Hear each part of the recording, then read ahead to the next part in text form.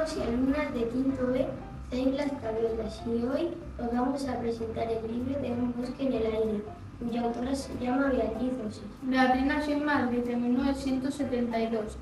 Ha estudiado periodismo, aunque se ha dedicado a la enseñanza. Es conocida por su saga policíaca, tiene grandes poesías como El secreto del oso hormiguero. Y además tiene una novela como Buena Nuez y Un bosque en el aire. El libro trata sobre una familia un poco peculiar y todo el pueblo que deciden plantar 3.000 árboles de diferentes tipos. Esta familia se ve obligada a mudarse para reforestar este bosque importante. Nos encontramos un padre en bancarrota, un chico presumido y un abuelo decidido a cambiar el mundo.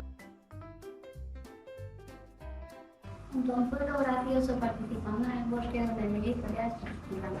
Si estos personajes queréis conocer, es vuestro momento de aprender. Borja tiene 12 años, es presumido y maduro.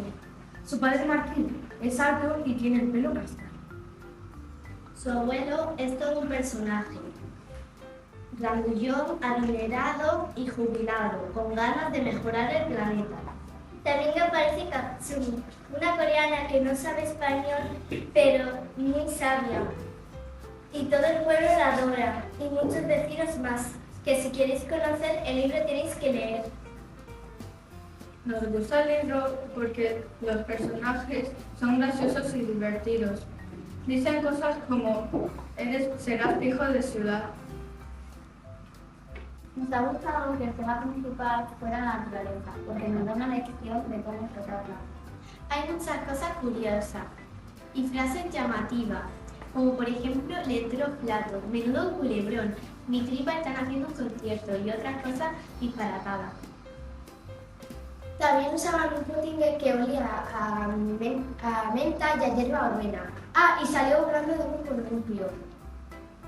El libro se parece mucho a la película de Peter Rabbit porque hay muchos animales del bosque y hay árboles que aparecían en ambas películas.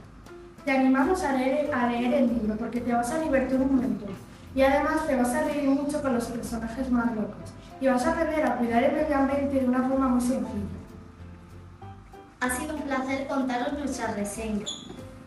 Un saludo desde el colegio Save las Gaviotas. Hasta pronto y gracias. Sí.